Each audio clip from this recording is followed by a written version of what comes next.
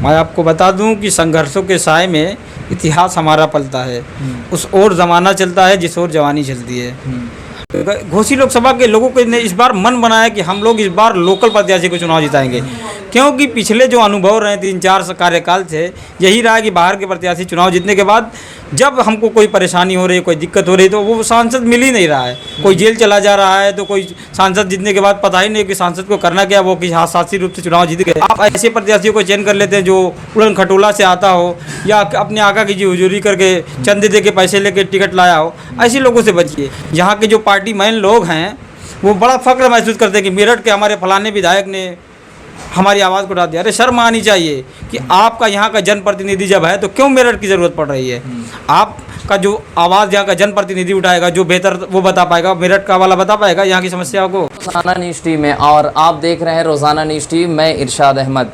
आज हमारे साथ मदर टेरेसा फाउंडेशन के प्रदेश अध्यक्ष हैं और हम बात करेंगे इनसे। ये अभी चुनावी मैदान में उतरने वाले हैं, तो क्या रणनीति है और इनकी किन किन मुद्दों पे ये लोकसभा चुनाव लड़ेंगे, तो आइए इनसे बात करते हैं। बहुत बहुत स्वागत है आपका हमारे चैनल में। हारिस शकील भाई, आप ये बताएं कि चुनावी मैदान में आप उतर रहे हैं एक समाज सेवी होकर, और अचानक से ऐसे मैदान में उतरना, क्या कहेंगे?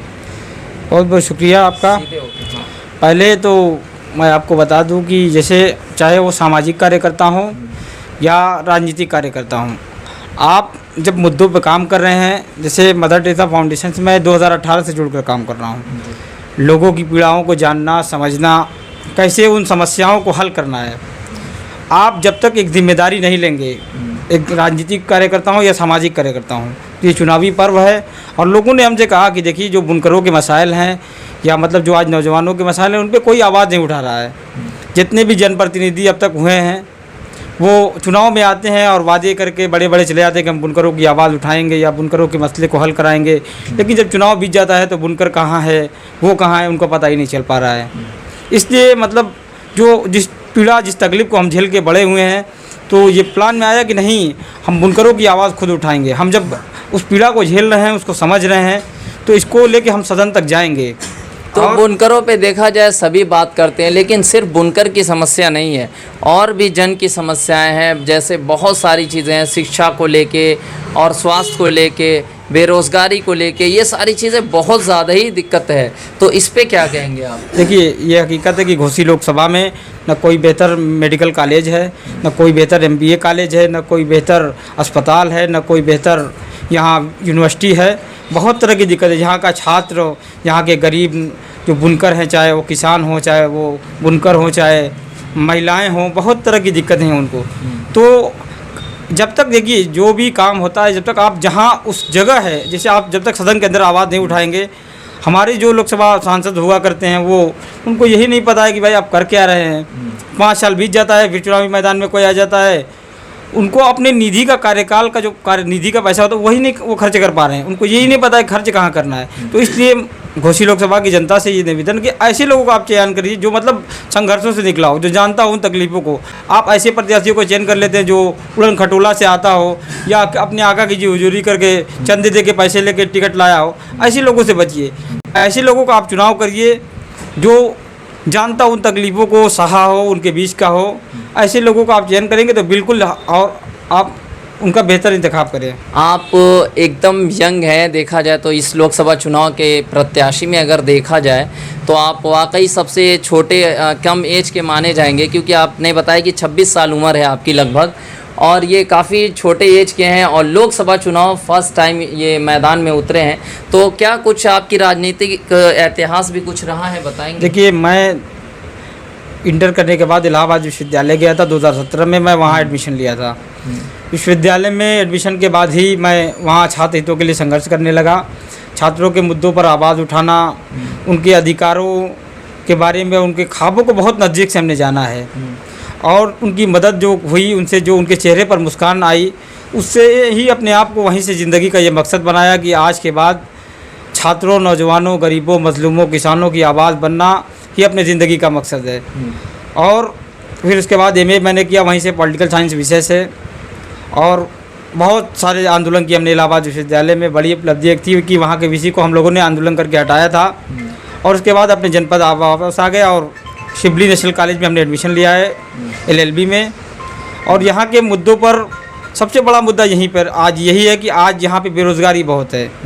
आज यहाँ का बुनकर परेशान है, छात्र परेशान है, यहाँ के नौजवान परेशान हैं।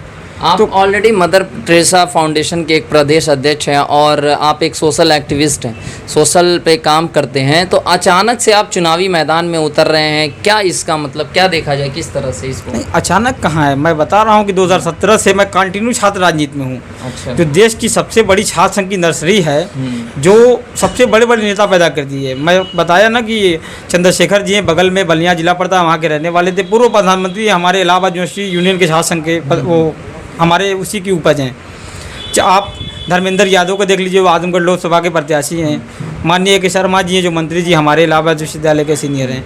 और आप देखेंगे तो ऐसे मतलब बहुत तरह के लोग हैं, जैसे विश्वनाथ प्रताप सिंह जो मंडल कमीशन को लागू किए, आप उनको देख लीजिए, गुलजारी लाल नंदा को, डॉक्टर शंकर दयाल शर्मा जी जो पूर्व राष्ट्रपति रहे हैं, डॉक्टर जाकिर हुसैन साहब, मोहम्मद हिदायतुल्लाह, रंगनाथ मिश्रा। अच्छा, अभी देखा जाए घोसी लोकसभा चुनाव में अभी बहुत सारे दिग्गज नेता हैं जो काफ़ी पुराना एक्सपीरियंस रहा है उन लोगों का राजनीति में।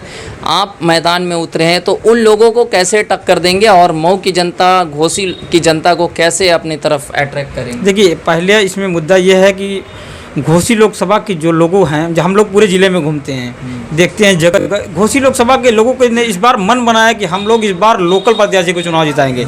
क्योंकि पिछले जो अनुभव रहे 3-4 कार्यकाल से यही रहा कि बाहर के प्रत्याशी चुनाव जीतने के बाद जब हमको कोई परेशानी हो रही है, कोई दिक्कत हो रही है, तो वो सांसद मिल ही नहीं रहा है। कोई जेल चला जा रहा है, तो कोई सांसद जीतने के बाद पता ही नहीं कि सांसद को करना क्या, वो किसी हादसाती रूप से चुनाव जीत गए। तो इस बार घोसी की लोकसभा के लोगों ने गजब का उत्साह है। आप घूमिएगा फील्ड में, देखिए कि घोसी लोकसभा के लोगों में गजब का इस बार उत्साह है और अपने आप को ठगा हुआ महसूस कर रही है घोसी लोकसभा की जनता कि जो भी उनकी अपेक्षाएं रहती हैं एक सांसद से, वो पूरी नहीं हो पा रही हैं। जो भी उनकी समस्याएं हैं, वो किसके पास जाए? हम जाते हैं यहाँ से मेरठ कि अरे हमारी थोड़ा समस्या सदन के अंदर उठा दीजिए, हम इलाहाबाद जा रहे हैं और यहाँ के जो पार्टी मैन लोग हैं वो बड़ा फख्र महसूस करते हैं कि मेरठ के हमारे फलाने विधायक ने हमारी आवाज़ को उठा दिया। अरे शर्म आनी चाहिए कि आपका यहाँ का जनप्रतिनिधि जब है तो क्यों मेरठ की ज़रूरत पड़ रही है? आपका जो आवाज़ यहाँ का जनप्रतिनिधि उठाएगा, जो बेहतर वो बता पाएगा, मेरठ का वाला बता पाएगा यहाँ की समस्या को। इसलिए घोसी लोकसभा के लोगों ने इस बार मन बनाया कि यहाँ के लोकल लोगों को जिताएंगे और ऐसे लोगों को जो संघर्ष से निकला हो, ऐसा नहीं कि जो चंदा दे के या किसी उनके पिताजी मंत्री हो, ऐसे लोगों को यहाँ के लोग नहीं जिताएंगे इस बार। अगर मैदान में अरशद जमाल आ जाते हैं तो क्या आप टक्कर दे पाएंगे? बिल्कुल टक्कर देंगे। अरशद जमाल वो बुनकर के नेता हैं कि नहीं है ये मैं नहीं जानना चाहता, लेकिन मैं ये दुआ करता हूँ कि जैसे बुनकर वो हैं ऐसे ही बुनकर पूरे मऊ का बुनकर हो जाए। उनके जैसा आवाज़ सबको मिल जाए, वैसे गाड़ी घोड़ा सबको मिल जाए, वैसे ही संपन्न लोग हो जाएं। ऐसी दुआ है कि सारे बुनकर वैसे ही बुनकर नेता जैसे हो जाए। अगर आप बनते तो उनके सपनों जो ये आपने बोला है उनके सपनों को साकार करेंगे आप बुनकरों? बिल्कुल बिल्कुल। देखिए, आप जब तक उन आवाज़ों को, जो आवाज़ आपको सुनाई दे रही है, जब तक उसको आप हकीकत में नहीं उतारेंगे तब तक आप कहाँ जन लीडर हैं? आप बहका के भड़का के चुनाव जीत सकते हैं, लेकिन आपकी जो आत्मा है, अगर उस आत्मा की आवाज़ को सुनेंगे तब उसको हल कर पाएंगे जो मुद्दा है लोकल, जो परेशानियाँ यहाँ की हैं।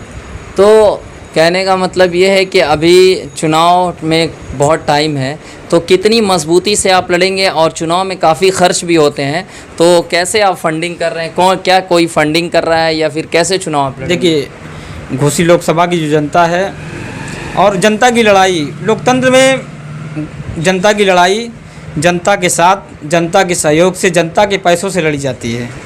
और हमारे पास कोई फंडिंग एजेंसी नहीं है। हम यहीं के लोगों के सहयोग से चुनाव लड़ेंगे, घोसी लोकसभा के लोगों के सहयोग से चुनाव लड़ेंगे। और आप देखिएगा चुनाव में, और आपको बता दूं कि बैकग्राउंड है कि जहाँ तक बात है कि इलाहाबाद यूनिवर्सिटी फैमिली से मैं हूँ और हमारे सहयोग में ऐसे ऐसे लोग आएंगे प्रचार में। पूरी हमारी मंच जो है सजी रहेगी, सिर्फ मतलब ऐसे लोगों से जो अनुभवी हों, जो फील्ड में अपने आप को खपा के आए हों, जो जानते हों। और इस बार जो चुनाव होगा बहुत प्रोफेशनल चुनाव होगा और घोसी लोकसभा की जनता कुछ न कुछ नया देखेगी। यानी उम्मीद करते हैं आपकी टक्कर लड़ाई में रहेंगे आप? एकदम। मैं आपको बता दूं कि बुनकर बहुल आबादी है, घोसी लोकसभा जो है बुनकर बहुल आबादी है।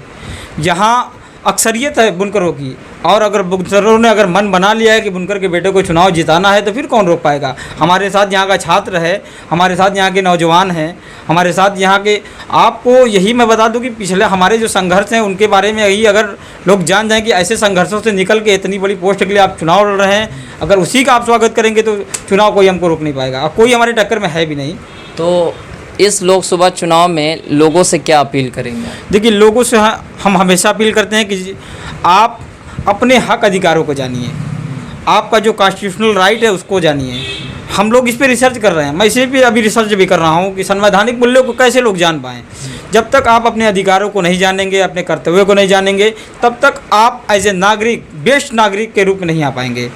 आपके जो मतदान के कर्तव्य हैं, आपके जो एज ए नागरिक कर्तव्य हैं, उनको आपको समझना पड़ेगा कि आज हमारे संविधान की जो मंशा, हमारे जो मतलब पूर्वज थे, उन्होंने एक सपना देखा था कि भारत कैसा होगा, और उन्होंने सारी बातें संविधान में लिख के गए कि हमारा देश इस तरह का होगा, हमारे संविधान में लोकतंत्र होगा, समता होगी, स्वतंत्रता होगी, न्याय होगा, बंधुता होगी। तो जब तक ये चीज़ें सार्थक तभी होंगी जब लोग इसको समझ पाएंगे, जान पाएंगे। यही लोगों से अपील है कि आप अपने हक अधिकारों को जानिए और मजबूत लीडरशिप चुनिए, ताकि आपके हक को, आवाज़ को लोग उठा सकें संसद के अंदर जाके। इतनी कम एज में आप चुनाव लड़ रहे हैं, और आपने बताया कि मेरा 5 साल का अनुभव है, तो क्या लगता है कि आपको अभी बहुत सारे दबाव भी आ सकते हैं, तो क्या लगता है कि अगर कोई प्रेशर पड़ता है या फिर कोई ऐसा होता है तो आप चुनाव, लोग बहुत ऐसे होते हैं कि चुनाव का ऐलान करते हैं लेकिन फिर बैठ जाते हैं, तो आप क्या ऐसा कुछ करेंगे? मैं आपको बता दूं कि संघर्षों के साए में इतिहास हमारा पलता है, उस ओर ज़माना चलता है जिस ओर जवानी चलती है। हम छात्र इलाहाबाद विश्वविद्यालय के छात्र हैं, और आप अगर हमारे अभी मैं बैकअप की बात किया कि हमारे साथ पूरी यूनियन हमारी है। मैं किस पार्टी से या किस निर्दल चुनाव लड़ रहा हूँ कि पार्टी से चुनाव लड़ रहा हूँ, ये मामला नहीं है। हमारी एक बड़ी लीडरशिप है और हमने ऐसे ऐसे लोगों को दिया है। इसीलिए मैंने कहा कि योग्यता की बात ही, योग्यता की अगर हमारी आप बात करेंगे तो एक ऐसे संगठन का मुझको प्रदेश अध्यक्ष बनाया गया जो राष्ट्रीय स्तर पे काम कर रहा है। मात्र 26 साल की उम्र में उन्होंने हमको प्रदेश अध्यक्ष बनाया है, और हमारे कामों को देखकर बनाया है, ऐसा नहीं कि हमको मतलब पैरवी बने। आप चुनाव लड़ेंगे कुछ भी हो जाए, पूरी मजबूती, पूरी दमदारी से, और इंशाल्लाह ये चुनाव बहुत बड़े मार्जिन से पता करेंगे। चलिए, बहुत बहुत शुक्रिया आपका, धन्यवाद।